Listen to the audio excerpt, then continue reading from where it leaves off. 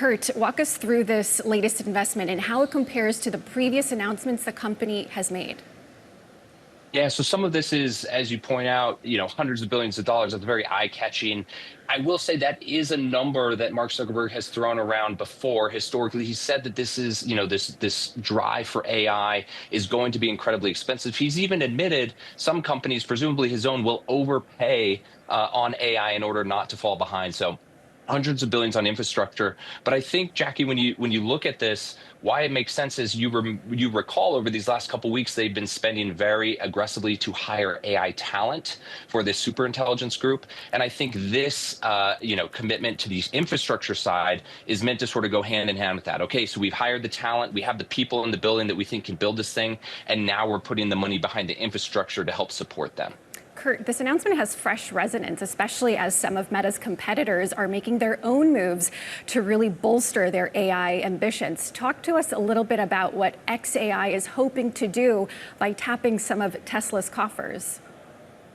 Yeah, so xAI is become like this central hub of the Elon Inc. universe, right? We've talked about this historically on this show before, this idea that all of Elon Musk's various businesses sort of work together and help one another. And I think that's just become more and more prevalent, especially as xAI has grown. And so we learned, that SpaceX, for example, is now investing $2 billion into xAI. We've seen that Elon Musk plans to put a shareholder vote to Tesla shareholders asking if Tesla should invest in xAI. We obviously know xAI and Twitter already merged, or X already merged. So this notion that all of these different sort of businesses of Elon's are now contributing to the AI business, I think is super notable. And you can see there are some, to use the terrible cliche, synergies between these companies, right? The idea that Grok might be distributed through Tesla's is one example of that. But it does feel like Elon is saying, okay, I have these other businesses that are doing well financially.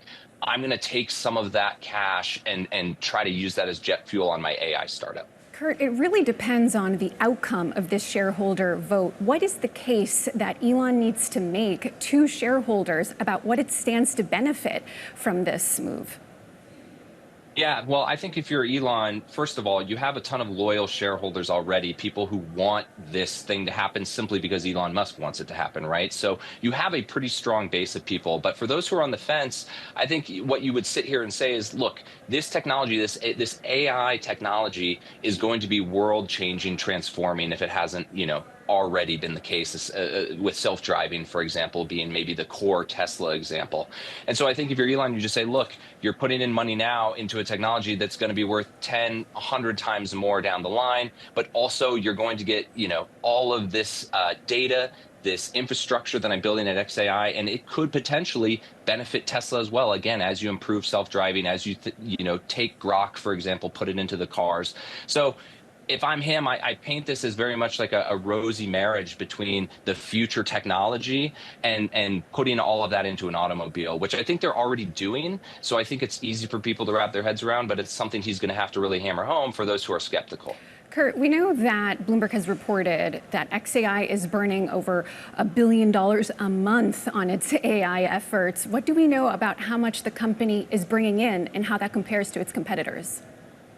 Yeah, we don't know much about the revenue of xAI because at this point, they're not really, as far as I know, making much money outside of, Grok is, for example, available to subscribers on X. There's probably some kind of financial arrangement, or at least there was before the merger, where, each subscriber sort of pays for a little bit of Grok. But I do think this is going to be the key, right? You're spending a ton of money on here. Does this pay off into a real legitimate business moving forward?